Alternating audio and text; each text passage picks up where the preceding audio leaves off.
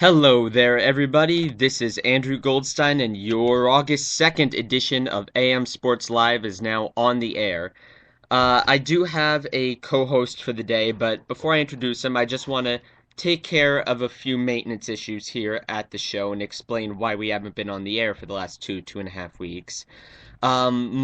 Markow had his wisdom teeth out immediately after our last show, so he wasn't feeling well enough to do one for about the next week.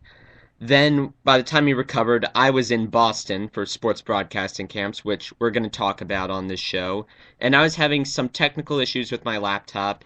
And by the time I figured those out, it was this past Tuesday. It was Markow's birthday, and he was off somewhere. And he is currently on vacation until Saturday. So it's just kind of an extraordinary set of circumstances that prevented us from being on the air as consistently as we would like, but he is going to be back on Tuesday, we hope. And after that, we're going to try to get back into the regular schedule of every Tuesday and every Friday. So, that said, I do have a co-host with me here today from SBC Boston. Well, lives in New York, but he went to SBC Boston with me, Mr. Gavin Shaw. Gavin, how's it going? Not bad, Slice. How are you doing? I'm doing okay. It's summer, can't be doing too badly. And before we start, how many weeks is it until you finally head off to college? This is my last week here. I have one more week in New York, and then I'm heading off. Last You don't know. week. Yeah. Wow. That that's unbelievable. I'm kind of mentally preparing myself for that moment next year. But It's nerve-wracking. it is. But we have some interesting things to talk about. NBA offseason. It's kind of winding down, and Summer League is kind of in full swing. A lot of things happening. Gavin, give me the most significant thing for you that happened this NBA offseason.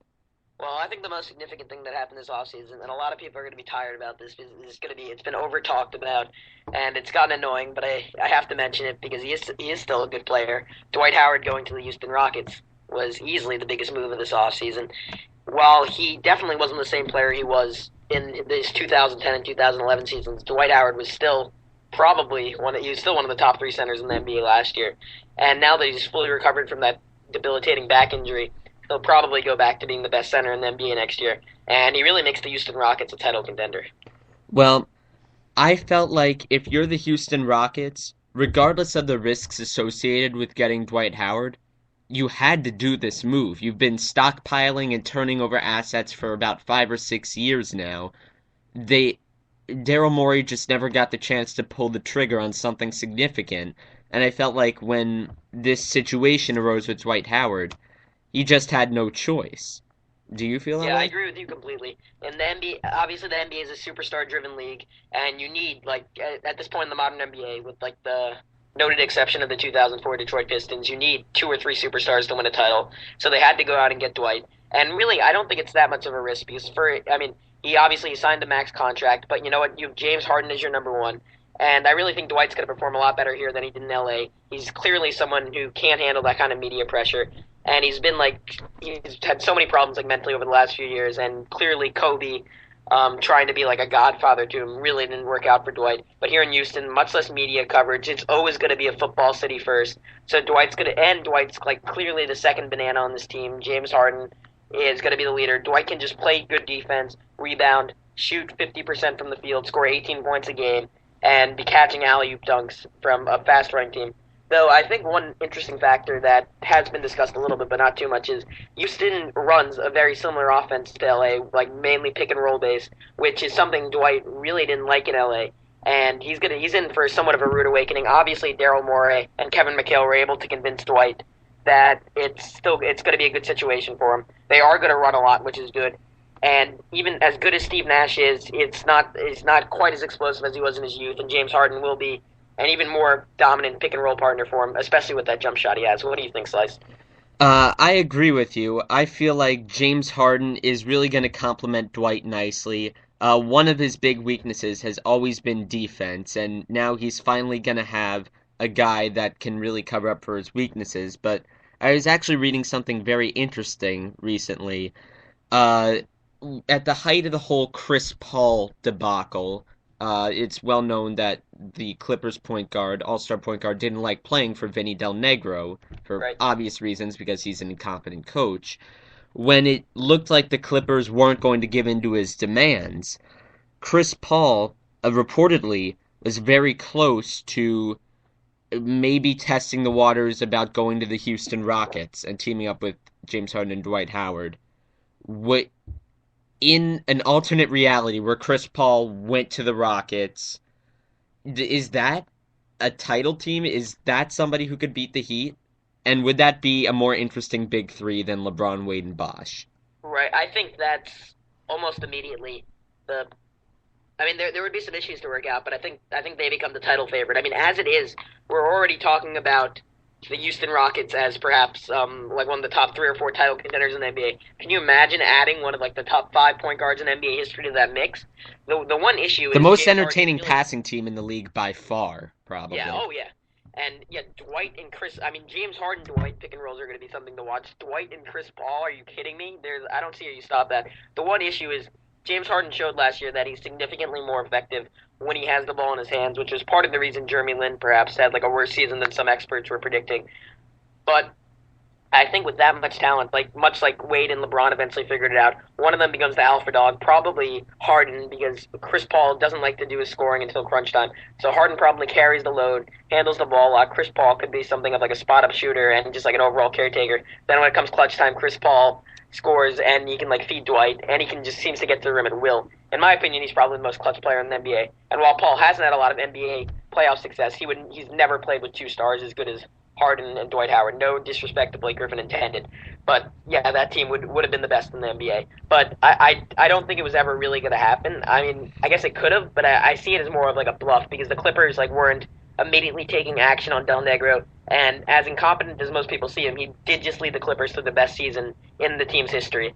So it wasn't like automatic that he was going to get fired, but Paul clearly wanted him gone, and I think if the Clippers had pushed it, maybe he does go to Houston. But I mean, once LA realized that they were picking between Paul and Del Negro, it became no contest.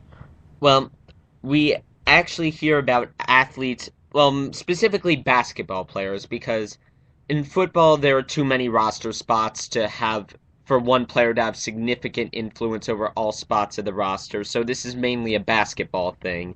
But we keep hearing about, oh, Chris Paul didn't like this coach, he wanted to replace him. There was a report saying that the New York Knicks were going to let Carmelo Anthony have a lot of roster sway for the 2015 season as part of their pitch to him to stay there.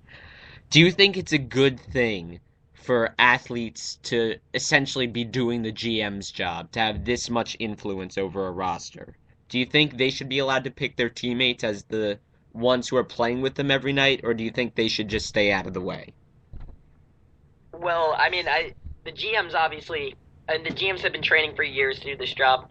They know, like, at a certain level. I mean, obviously the players like are on the court, so they know skill level well. But I mean, the GMs should. I mean, in most cases, unless they're completely incompetent, like the Knicks have had quite a few. Like Isaiah Thomas comes to mind.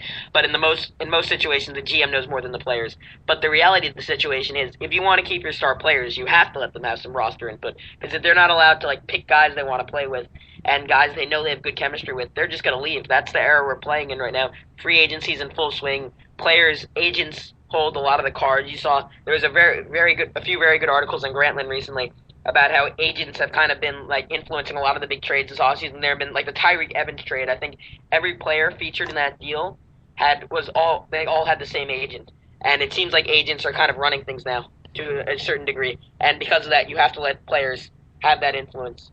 Well, Chris Paul certainly got what he wanted. He has Doc Rivers there instead of Vinny Del Negro. And I actually really like what the Clippers did this offseason. Not only did they upgrade from one of the worst coaches in the league to one of the best, which is probably going to make a high-end single-digit, low-end double-digit difference in wins.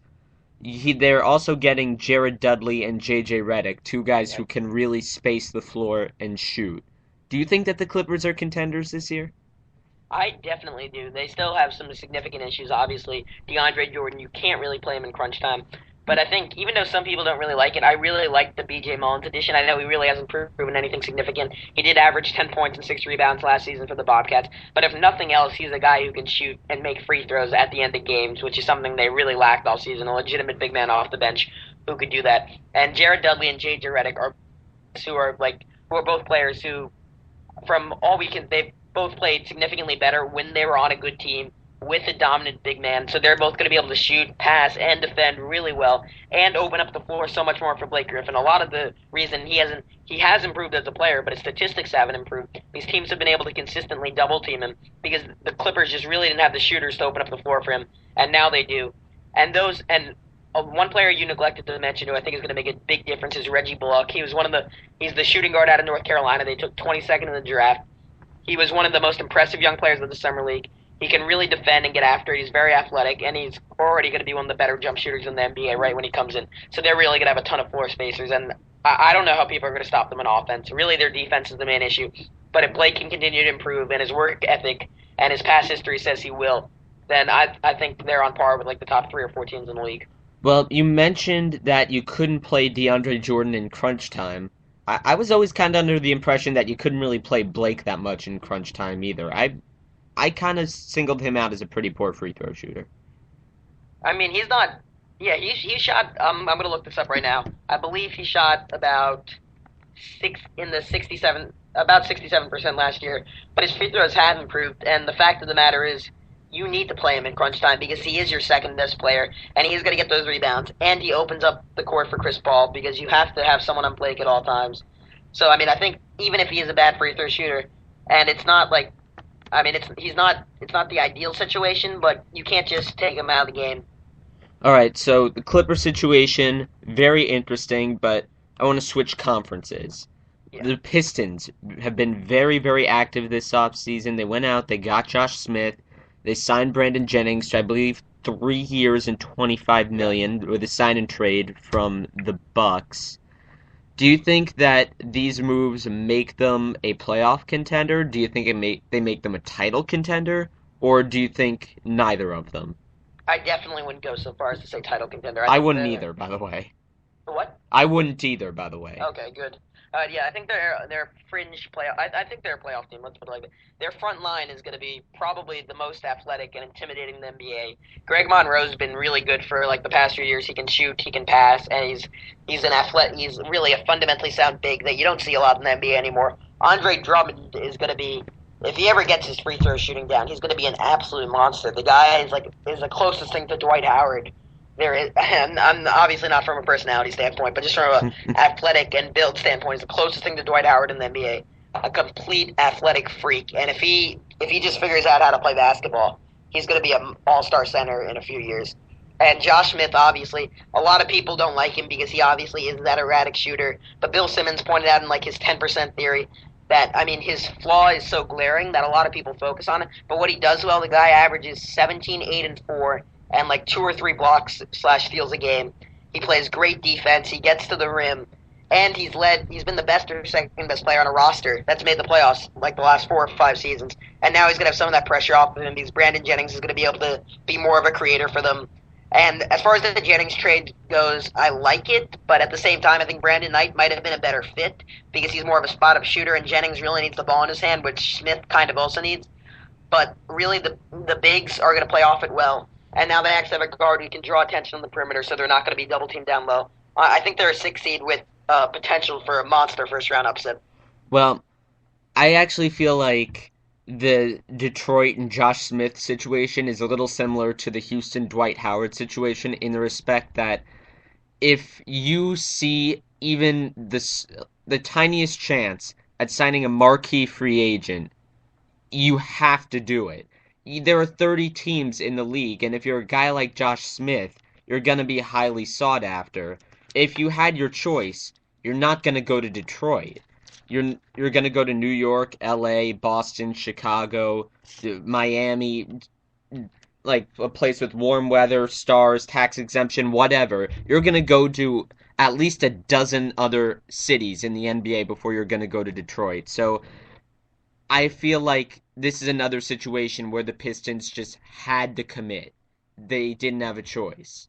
Do you Yeah, agree? I definitely agree with you. I think it's similar to the Bobcats deal with Al Jefferson, and like maybe like well, maybe I shouldn't even make that comparison because Josh Smith is a much better player than Al Jefferson, but at like a certain point, like it's great to say you're going to tank year after year after year, and you're just going to accumulate young players, and that's like an admirable goal. And ideally, you go the Oklahoma City method and you nail like three superstars in three straight drafts, but that's somewhat unrealistic. And at a certain point, you just have to start winning because I think it really does damage to players if they're in an environment where they're the worst team in the NBA year after year after year. And at a certain point, you just have to acquire someone who maybe won't make you good, but will at least make you competitive. Just so your young players learn that like winning in the NBA is feasible. And I think in the long run, that makes you a better team. What do you think about that? I definitely agree, and you said some interesting things about the ethics of tanking, and I want to get back to that a little bit later, but I also do want to touch on a couple of other off-season moves. We've been talking about teams that had good off-seasons, but I want to talk about your New York Knicks because they Right. signed Meta World Peace, Oh God. and they put in with J.R. Smith. Yeah, I call me crazy, that but I don't happened. see this turning out well. Yeah. Well. Okay. Let's get into. I knew this was gonna happen at some point. All right. Well, a lot of NBA writers, specifically Bill Simmons, say it's okay to have one knucklehead in your locker room, but when you have two of those guys, They that's when start things hanging get out. suspicious. And I don't know. I mean, Meta, he's been on his best behavior the last few seasons, and from everything I've heard about him, like in his tenure in LA, like for the most part, he was a great guy, a great teammate. But then when he's having a bad day, your team is having a bad day. Which I mean, the Knicks like Melo already isn't the most stable superstar to build around. So I mean, just from a chemistry standpoint, I don't know how this is going to work out. From a basketball standpoint, I like Meta as a defender off the bench. His best season in 3 years last year. It seems like he's finally become like an above average 3-point shooter. He can still play defense, and he'll bring up the intensity of the team on defense. So overall, I'm actually, as much as I was against it, seemed against it, I was okay with the Meta signing. What I had a bigger issue with was the Andrea Bargnani trade Oh, because that's right another now, when you big look at one. the top of the East, Miami is still clearly the number one team.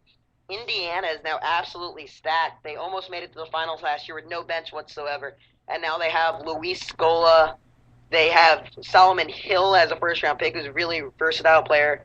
They have Lance Stevenson or Danny Granger coming off their bench. Don't forget, Danny Granger made quite a few All Star teams. He's still a really good player. So Indiana's going to be stacked. Chicago has got Derrick Rose back, and they already were arguably better than the Knicks last year. They played us really well.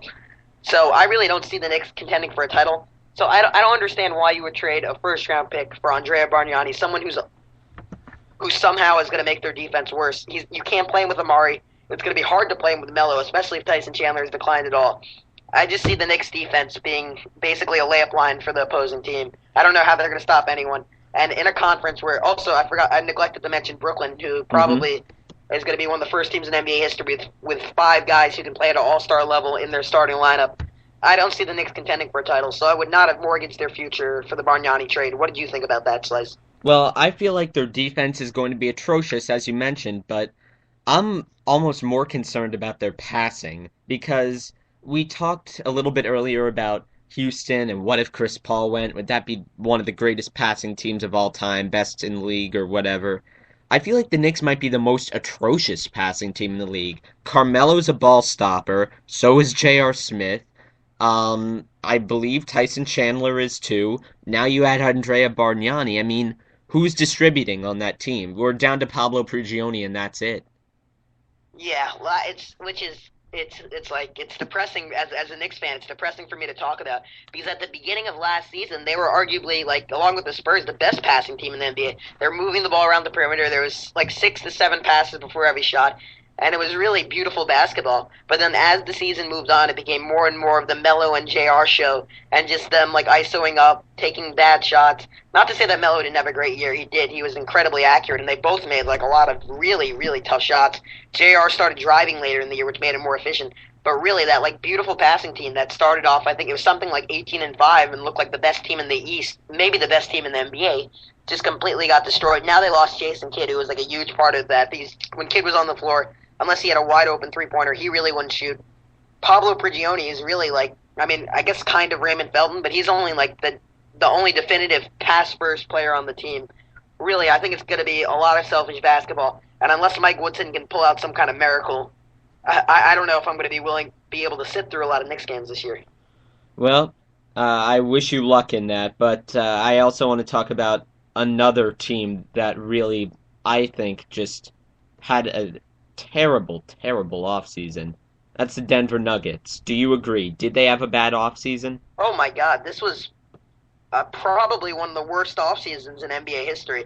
They lost their GM, who is widely considered one of the top five GMs in NBA history. Masai Fine, Ujiri. nothing you can do about that. But then they fired George Karl, who just won Coach of the Year. And I get that he didn't have a ton of postseason success, but last year was like easily the best team he's ever coached. And then Danilo Gallinari tore his ACL. Ty Lawson got hurt. And they ran into like a smoking hot Stephen Curry, so I can't totally blame him for that loss. I don't think he should have been fired. He was really an offensive genius there. And then after that, they let a bunch of guys go. I'm looking up right now. They traded Costa Koufis. Then they let Andre Iguodala sign with Golden State. He was probably I mean, it's debatable because Ty Lawson was excellent too, but he's arguably the best player on their team, and he really made their defense work when they didn't have a lot of other plus defenders. And then they try to replace him with J.J. Hickson and Nate Robinson. They really went from one of the top. I get that the West is great, but there was no point in bottoming out because they're not. There's not going to be a bad team. They're just going to be a mediocre team. So And if if you're you're a going to bottom Denver out, you've got to go full out. So if you're a Denver fan, look forward to having JaVale McGee on the floor for like 36 minutes per game this year. Exactly. If you're ever making a trade and it's with the intention of getting JaVale McGee more minutes, do not make that trade. Simple. It's I This is kind of depressing for me because I don't actually have a favorite NBA team. I just like watching it, but I really like those Nuggets. They were just an They were entertaining fun. team They to were a beauty watch. to watch. Carl was an offense. Carl like really he did some really unique stuff. He had guys standing out of bounds to create more spacing and stuff. Things that I personally never seen before. Gallo was finally having a good shooting season. Ty Lawson ran a beautiful fast break, and they really passed the ball. That was like kind of like what I saw out of the Knicks. They just moved the ball around the floor. Iguodala was an unselfish star. He was willing to play great defense, go up for big dunks. And McGee in small spurts was fun to watch. Costa Koufis was a solid post presence, and they were just really like a truly enjoyable team. And I'm sad that I'm not going to be able to enjoy that this year.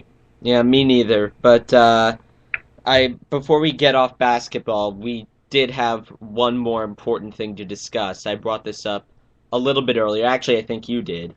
The ethics of tanking. Is it Right. okay to purposefully lose to get a higher draft pick if you're not going to be a good team anyways, or is that unethical? What do you think? All right. I mean, here, let's look at it like this. The ethics come into play with the fans, especially specifically the season ticket holders. They pay a ton of like ridiculous sums of money to watch their team play. Sometimes like thousands and thousands of dollars. They work hard. Teams often mortgage like getting. I've heard of families like sacrificing new clothes and stuff just so they can get a few tickets to watch their favorite team play. And then for a team to go and make themselves intentionally bad, that's a difficult pill for them to swallow. But on the other hand, oftentimes when you tank like this, it's always with the goal of being better in the future. And you know what? A lot of times that works. When like no one's calling Oklahoma City out on it now because they're the NBA's favorite franchise, but they were perhaps like the only team that was tanking year after year after year. And in their first year, well, actually, this was like their last year at the Seattle SuperSonics. They played Kevin Durant intentionally out of position at shooting guard, and Durant, too, which is unthinkable now, but he struggled. And they did this just so they could have a worse record. And you know what? It worked. They ended up with Russell Westbrook. Next year, they play Westbrook a ton of minutes. He wasn't ready to be an NBA point guard. And they ended up with James Harden. So you know what? Tanking, if you draft smart and you get lucky, it works. And if you're not if you're not LA, if you're not Boston, if you're not New York, that's how you have to build a team. You have to get multiple superstars in multiple drafts. That's the only way you're going to win a title. So you know what? It is slightly unethical. But you know what? If your team really is better in the long term, I think most fans understand that. And you know what? It's the smart move. If you want to have a good team, I'd much rather watch my team be bad for 1 year and then have a 10-year run as being one of the better teams in the NBA than be the Milwaukee Bucks every year and be struggling for a 7th or 8th seed. Do you think it's okay, Slice? Well, I feel like it's okay. I'm looking at this from an athlete's point of view, and I feel like it's okay because I'm not an athlete and I've never been on a bad team. It's really a question of do you try to win as many games as possible over the longest amount of time, or do you give 100% to win every game? Right. And I feel like if I were an athlete, I would not be okay with this because, it just feels wrong. It does. Unless you're Vince Carter, in which case it feels totally right. But it just would, to a normal person, it would feel wrong to try to intentionally lose a game. But since I'm not an athlete and I've looked at pro sports for a long time, I'm thinking more in the context of, okay, what's gonna get me the most wins and or the most titles over the next 10 years? If I have to sacrifice the short term for a lot of long-term gains, then so be it. And when the Supersonics were tanking for Kevin Durant, looking back on it now, the Thunder would not try to win those games. There's no regret among anybody in the organization who took part in the tanking in 2007. Right. Yeah, I definitely agree. I mean, not this is not to say that tanking always works because you do need a lot of luck in the draft and you do need to land some superstars. But if you go all out in it and here's my rule of tanking. If you're going to tank, don't go halfway. You better be good in the future if you're going to make your fans suffer through that. And that's like a good example of that right now is the Philadelphia 76ers. They're going to run their offense next year through Evan Turner and Thaddeus Young. Evan the Frankly, Villain Turner. Evan the Villain Turner, good friends with Noopy and Mark Titus, two former Ohio State greats. Read Don't But Put Me yeah, In Coach by Mark Titus, everybody out great there. book. But getting back on point, that is not going to be a good team next year. But you know what? Look at their future. They got Nerlens Noel by trading Drew Holiday, and Noel has the highest upside probably of any player in this draft. Once he gets healthy, he's going to be a defensive force, but he's going to miss most season making Philadelphia. Added Michael Carter Williams, another guy who's a huge point guard. I think he's about 6'6", excellent passer, really good court vision. Doesn't quite have a jump shot yet. And you know what? They're going to put the ball in his hands and let him suck for 82 games. I guarantee no more. They're going to be the worst team in the East. But now they have two. They're going to probably have almost guaranteed top 5 pick in the most stacked draft in probably the last since 2003 in the last 10 years. And they're going to have a second pick from the Pelicans in that same draft that should be relatively high. Probably will also be a lottery pick. So you know what? Out of those 4 players, you probably get 2 stars and then 2 starters. They're going to be a great team in the East over the next 10 seasons, and they're sacrificing 1, maybe 2 truly, truly crappy years. But Philly fans are going to boo. Philly and the 76ers are going to have to take it. But in the long run, it's going to be good for them. Well, you mentioned a rule for tanking going all in. Another rule for tanking on my end is the tanking's got to be worthwhile. Anybody who tanked for this draft, like anybody who, I'm not saying anybody did this. I don't think tanking was that rampant this year, but Yeah. if an organization decided we're going to go tank for Anthony Bennett, it's not worth it. If you have to tank, you're going to tank, you have to tank for LeBron James, or you have to Right. tank for Andrew Wiggins. You can't just do that year after year after year if there's nobody to legitimately tank for. Yeah, I completely agree. Well, I think we've probably bored some people with all this NBA talk. Do you want to move on to the NFL now, Slice? Yes, let's do. Preseason starting on Saturday. I believe it's Saturday anyways. I know that the Hall of Fame induction ceremony is on Saturday. I think the Hall of Fame game might be played Sunday. I'll have to look that up. But it's a couple of days away. I'm really excited for this. It starts with one of my favorite football people ever getting enshrined, Bill Parcells. And then the preseason, it's here. But a lot of people claim that the preseason, it's just useless. Like a lot of people say, don't play it, reduce it, extend the regular season, blah blah blah blah blah. I happen to disagree with them, but Gavin, I want to get your take on this. Right. Preseason, good or not? I don't like it. I mean, as a let's put it like this: as a fan, I love it. It's great to be able to see my favorite football teams, and it really gets me hyped for football season. It's before college football starts. I still have, well, I mean, now this year I'm gonna have school, but like in past years, I haven't had school. I get to watch football during the summer. I get to speculate about my favorite players. I get to see guys that I want to take in my fantasy draft, see who's performing well, and it's just an overall great experience. But as a sports writer or a podcaster or whatever you want to call me, I really don't like it. The NFL has major concussion issues, major injury issues. There are guys now who have been retired for years who can't walk, can't remember things. And why give them more chances to get hurt? What is the preseason going to do? You can work out your offense during the offseason. Maybe you lose an extra regular season game for it, but no one would have a preseason. So everyone's on equal footing. I just don't think it's fair to the players to put them in a position where they can be seriously injured. We've seen plenty of players bust an ACL during the preseason in a meaningless game, which could just as easily happen during the regular season. But why risk it? It's 4 extra games, 4 extra game of hits. Probably makes the players a little bit more, just that much more sore and that much more injury prone when the real games start. I know they don't play full games, but like it. Slice, you disagree with me. Why? Well, first of all, Gavin, you're breaking up just a little bit. I don't know why, but uh, I'm not sure if there's anything you could do about it, but just want to let the listeners know that we're going to try to work that out. I'm still getting familiar with my computer's broadcasting interface, but I disagree because I think a lot of the players would disagree with you. I feel like the third stringer who's trying to make the team very much wants those 4 preseason games. I think everybody on the coverage team, everybody who isn't guaranteed one of those 53 roster spots, would really rebut the claim that players don't want the preseason. I feel like a lot of them do. And preseason, it's really not for the fans, it's for the coaches and those players. It's kind of the best chance the coach has to really evaluate what what's going on with the guys like Danny Woodhead or guys like James Harrison, people who at one time or another were struggling to make roster spots and who ended up making a difference. So I feel like the preseason is absolutely necessary. Now, I don't think that 4 games of preseason is necessary. I would be fine with seeing 3 or 2, but I think you'd have to have at least 2.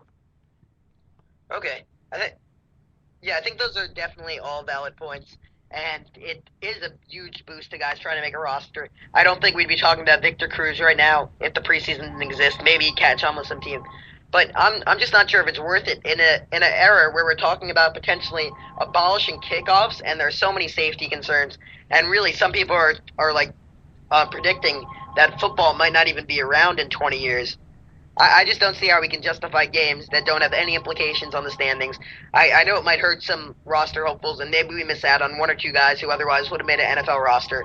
But you know what? I think if you're really talented enough and you're going to be a superstar player, just by like an extended practices or scrimmages on the team, these coaches and scouts have trained their backs. But if you're that good, I think you're going to be identified regardless, and I don't think you can justify putting player safety at risk just so a few extra players might make the roster. Well, I feel like I don't know, it's coaches themselves have said that the preseason is necessary. A lot of second and third stringers have been asked the question, do you want there to be less preseason, more preseason, stay the same?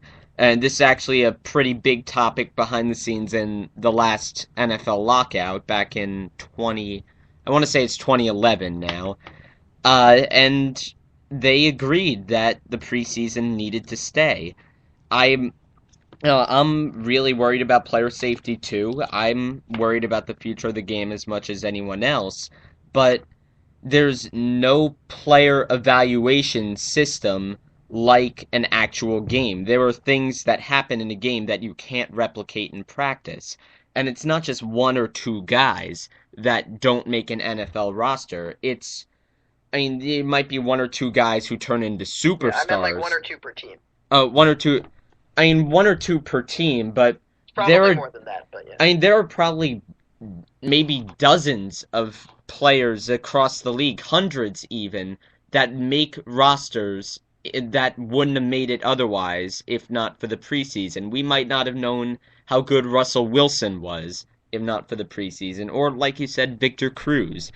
I feel like if the players and coaches say we are more worried about health issues than proper evaluation of talent, we don't want the preseason anymore, then I would be fine with getting rid of it. But if they still want it, then I'm behind it too.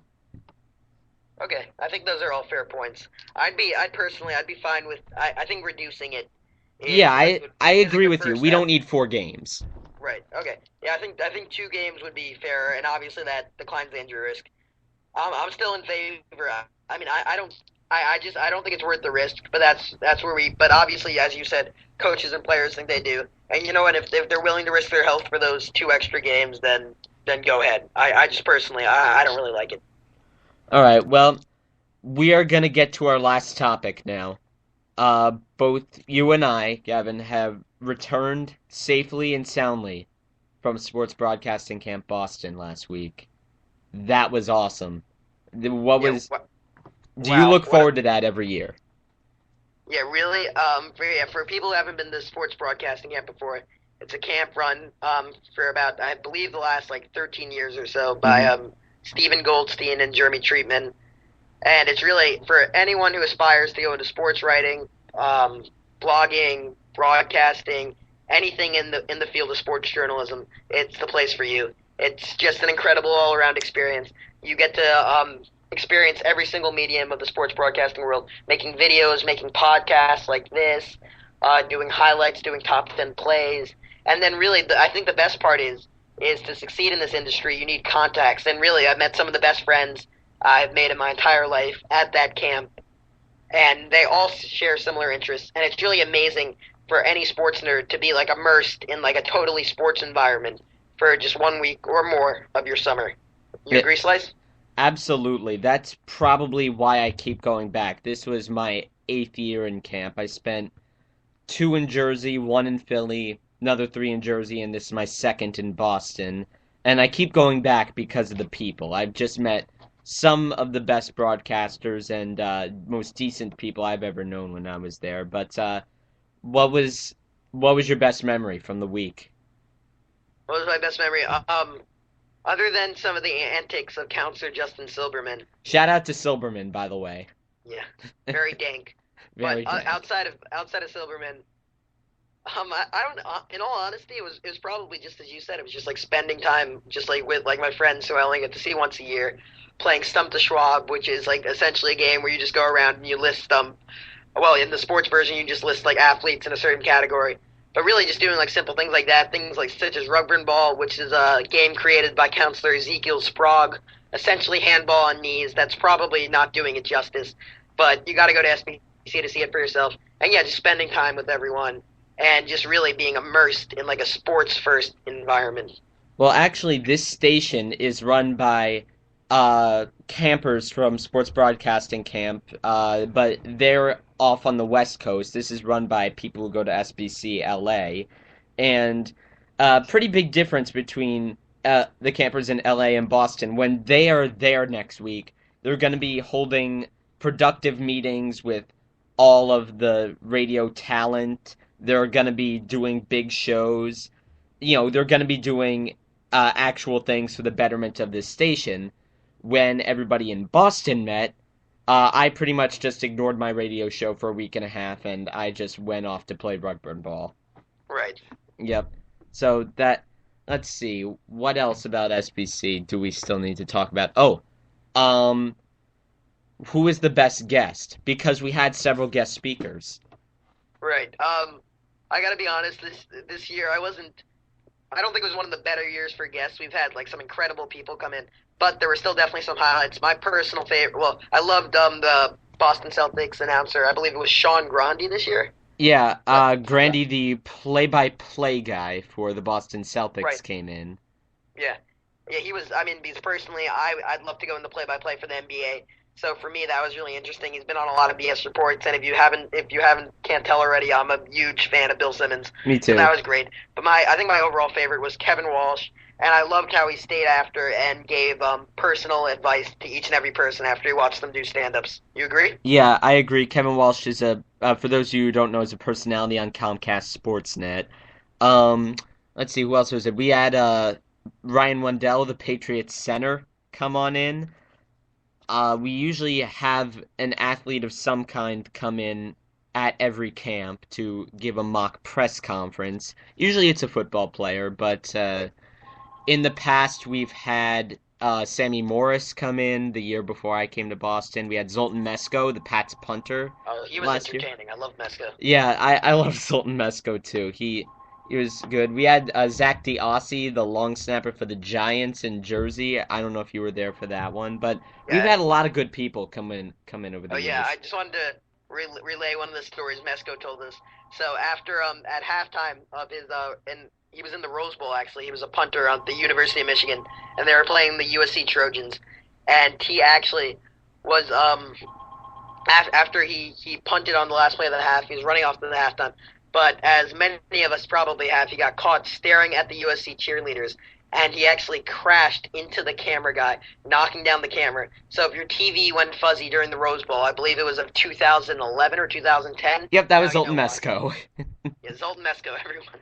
Yep. Oh yeah, and this year, while I liked Ryan, I thought he was a really interesting guest. And anyone who has had Tom Brady's hands between your legs for 60 minutes every Sunday obviously has some interesting insights. You can kind of tell that Belichick had already gotten to him. He was really coy with all of his answers, and he basically said, whenever asked a question about personnel, he just said those decisions weren't for me to make.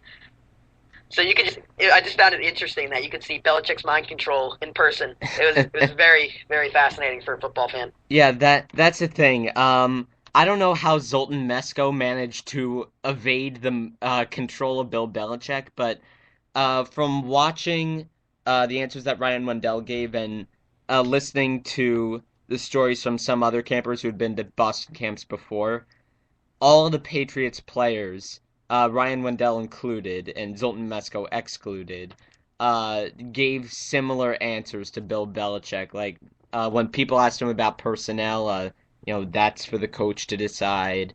When players asked him a question that he could get into trouble with, like a lot of questions about Aaron Hernandez this year, obviously, he kept saying, that's for Belichick and Robert Kraft to handle internally. Uh, I feel like it was really fascinating to see the influence that Belichick had on his players with regards to the media. Right? I Yeah, definitely agree with you. It was just like amazing in person. It was so obvious that he had that effect on him. Well, it's about time for us to sign off. I've gotta go do some writing and get some things in order because I'm not gonna be away for tomorrow. But any last Right. thoughts? Well, I'm gonna go finish the season of Hell's Kitchen Slice.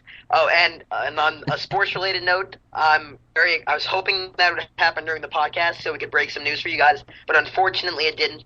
Greg Oden is signing later today, and he could actually influence that NBA title picture. The two teams that most people think he's gonna go to are either the Heat or the Spurs, and if he signs with the Heat, that more than makes up for the loss of Mike Miller. I know he's insanely injury prone, but if he could stay healthy, that really changes things for Miami and really gives them a dominant inside presence. I don't see anyone beating them if they're able to get Odin. And for San Antonio, they really haven't done too much this offseason. I'm surprised they didn't go after maybe like a Josh Smith or even like a Nate Robinson or someone just to beef up their bench. I know they got Marco Bellinelli. I don't see him having a huge impact though. But if they could somehow convince Greg Oden that San Antonio is the best place for him to continue to recover and play next year, that really makes them like a much stronger title contender and will allow them to hang around for one more year. Oh, very, very good point. I missed Greg Oden. Thank you for bringing that up. But that's all Yeah. the time we have on AM Well, if Sports you Live. look up nude pictures, you can't miss Greg Oden. Oh, there you go. Don't forget his classic quote. I'll leave that out of context since I believe this is a PG-13 channel. When he's asked about that whole incident, he said, quote, "It's been a year. I believe I've grown since then." Said completely without irony, but a, lo- I'll leave that up to the viewer to kind of piece together, the listener to piece together for him or herself. But that's all the time we have on AM Sports Live. Before I log off, I want to remind you to email any questions you have to amsportslive@gmail.com. Follow us on Twitter at amsportslive1. Matt Markel will be back hopefully on Tuesday to do another show. Gavin might be getting his own show here soon. And if he doesn't, he will at least be a very frequent guest on this one. So look forward to seeing more of him. And that's it. So, Gavin, good show. Great show.